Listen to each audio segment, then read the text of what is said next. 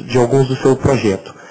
Eu gostaria de saber como que foi essa parceria para montar esse livro com o Daniel Pisa. Daniel, que é jornalista e editor do jornal Estado de São Paulo, ele começou fazendo observações muito elogiosas a respeito do trabalho do meu escritório na coluna dominical dele. E aí, logo depois nós nos conhecemos e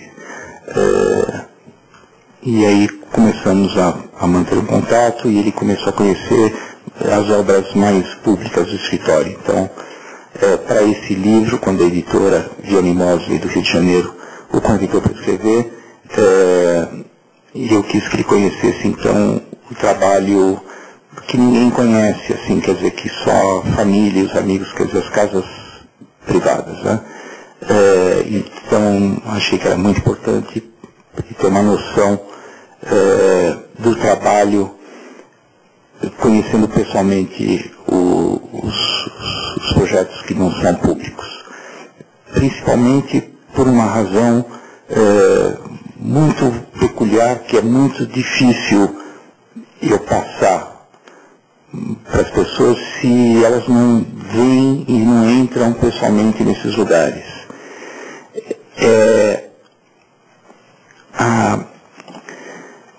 A grande diferença que existe entre esses projetos de residências.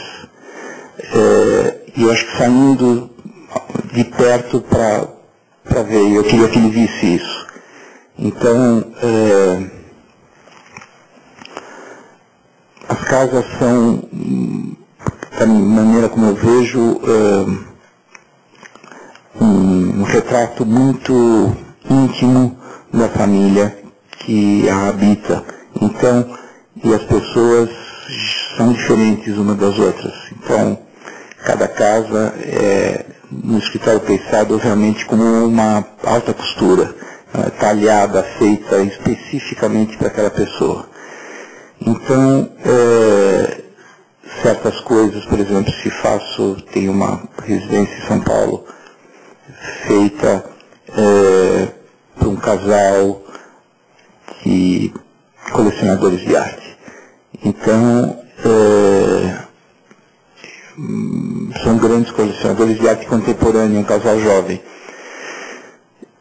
E a casa deles é assim, é uma caixa branca, eles também gostam muito de preto, então tem umas caixas, você entra numa caixa preta, tem um trabalho da Jane Holzer de uma vida de instalação vermelha, e depois você entra para espaços maiores, brancos, com muita luz natural. Mas é uma casa / galeria, que tem tudo a ver com eles, estão super felizes lá dentro. Por exemplo, tem uma outra casa que inclusive foi publicada agora na Casa Vogue esse último número, que é de uma família, de um casal absolutamente caloroso, informal, que recebe muita gente, muita vontade, com um tipo de vida totalmente oposto a esse outro casal. E a casa deles é assim, muito quente, muito gostosa de ficar, muito convidativa. E eu tenho certeza que se eu tivesse levado aquele casal, os colecionadores, para ver se essa casa já estivesse pronta, eu teria perdido o cliente. Porque a casa não tem nada a ver com eles, né? E vice-versa.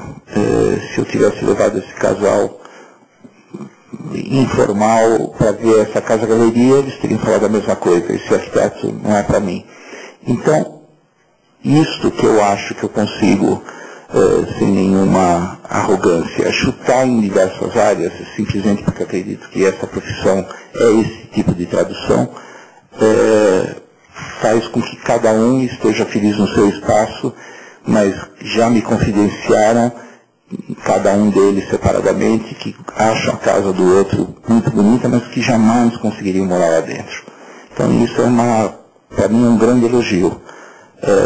E isto às vezes eu não consigo passar assim, com palavras, ainda mais com um jornalista que vai escrever a respeito do trabalho.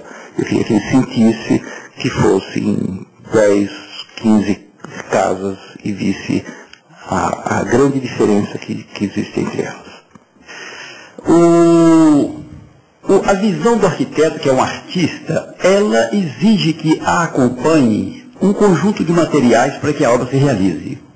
Nem sempre esses materiais estão à altura do nível das ideias do arquiteto. Eu gostaria que você comentasse como é que está isso hoje e como é que esses materiais no Brasil estão sendo utilizados normalmente em relação ao resto do mundo. E uma segunda pergunta é o seguinte: a gente vê muitos arquitetos famosos falar de obras importantes para pessoas ricas, pessoas interessantes e tal, e eu não vejo um arquiteto falar assim de um projeto popular onde as ideias brilhantes dele como artista funcionasse na construção de uma casa simples que fugisse desse milenar tijolo com areia e cimento e ferro, que é um negócio que eu acho caro. E se há tantas descobertas hoje em todos os campos, por que a construção não descobre coisas modernas para fazer uma casa mais barata e mais cômoda? Obrigado. Esqueci a primeira. Sobre a relação os materiais que você falou, mas... E as ideias? Mas você está falando dos materiais de acabamento, de construção. Geral. Se eles estão... à altura das ideias do arquiteto de hoje, brilhante como você é. Muito obrigado. Mas eu, pessoalmente, eu não sou muito ligado a isso. Quer dizer, eu não dou muito... Não é que eu não dê valor, mas eu acho que o material é uma decorrência do trabalho que eu estou fazendo. Então, por exemplo, se eu fosse fazer a casa de um príncipe, eu não acho correto, vamos supor que eu fosse fazer uma caixa. Essa caixa, acho que jamais poderia ser de concreto aparente, porque não tem absolutamente nada a ver com a realeza. Então, eu talvez fizesse essa caixa com pastilhas de ouro, por exemplo. Então, aí é um material que tem tudo a ver com quem vai habitá-lo. Eu, pessoalmente, não tenho nenhuma... Isso eu sempre falo para os clientes, inclusive, que os materiais mais baratos, quer dizer, os pisos de cimento, sei lá, ou um mármore maquiaouro, caríssimo, taços,